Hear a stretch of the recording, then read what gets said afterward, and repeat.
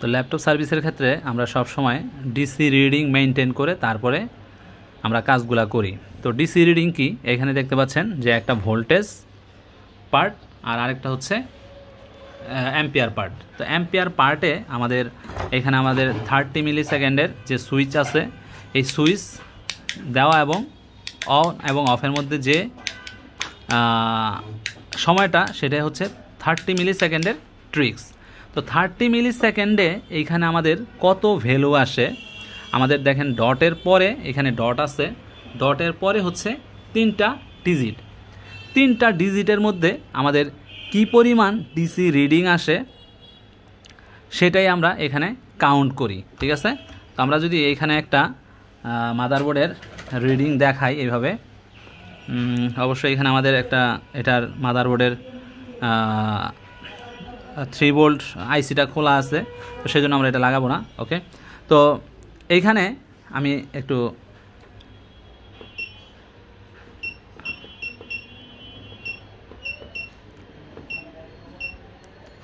ধরেন এইখানে,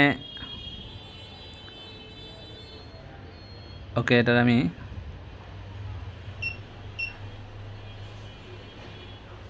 সবগুলার যদি আমি 0 করে নেই,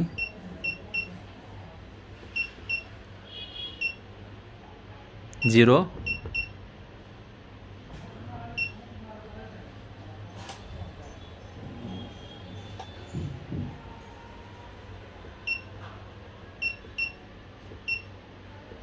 এখানে ভোল্টেজও 0 হয়ে গেছে কারেন্টের সাথে সাথে। সো এটা মনে হয় এখানে আমাদের মাদারবোর্ড ছাড়া দেখানো যাবে না। ওকে, তো ধরেন এইখানে আমাদের একটা 001 আসলো বা 002 আসলো, 003 আসলো, এর মানে কি? তারপরে হচ্ছে 005 আসলো, এখানে 5 লাস্টের ডিজিটটা হচ্ছে 5 আসলো, দেন এখানে 11 আসলো, এখানে 28, 29, 30 আসলো বা 36 আসলো, 40 বা 50 আসলো। এইগুলো থেকে আমরা কি ক্লু বুঝতে পারি?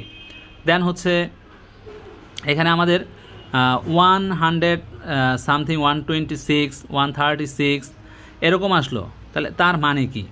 তারপরে হচ্ছে 200 প্লাস রিডিং আসলো, পাওয়ার অন হয়েছে 200 প্লাস, বাট ডিসপ্লে আসতেছে না।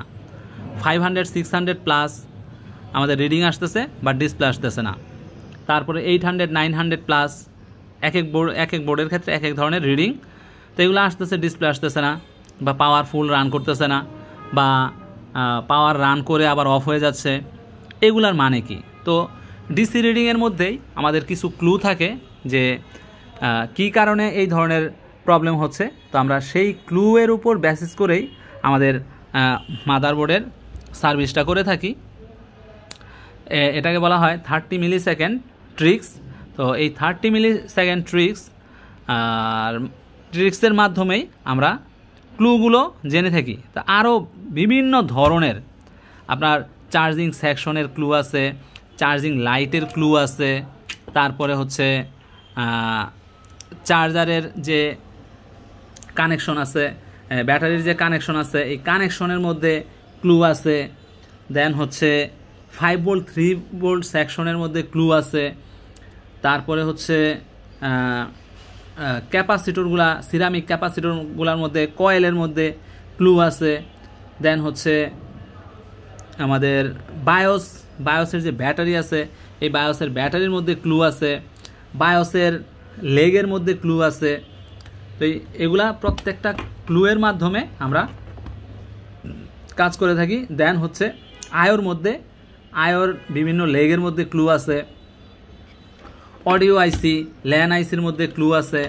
এই সকল ক্লু যখন আপনি জানতে পারবেন, বুঝতে পারবেন, তখন কিন্তু আপনার কাজ করাটা সহজ হয়ে যাবে।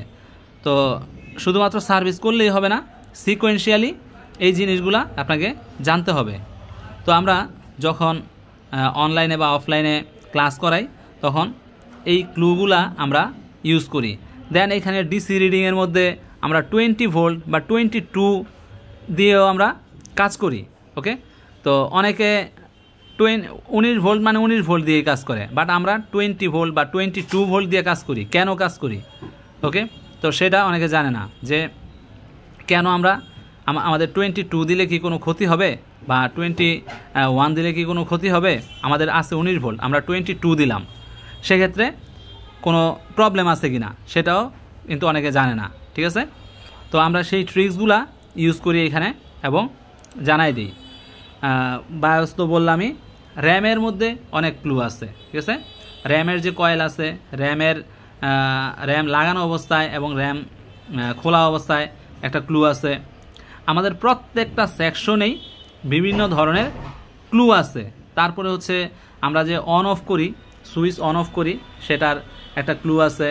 তারপরে হচ্ছে আমরা যে হট গান ইউজ করি, এই হট গান ইউজ করার কিছু ট্রিক্স আছে।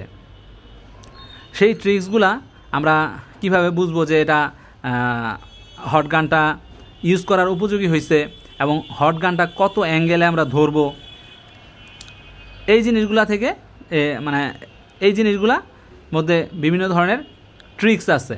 তারপরে তাতালের ব্যবহার, তাতাল কীভাবে ব্যবহার করব, কখন ব্যবহার করব, বায়োস ওঠানো লাগানোর ক্ষেত্রে আমরা কিভাবে সেটা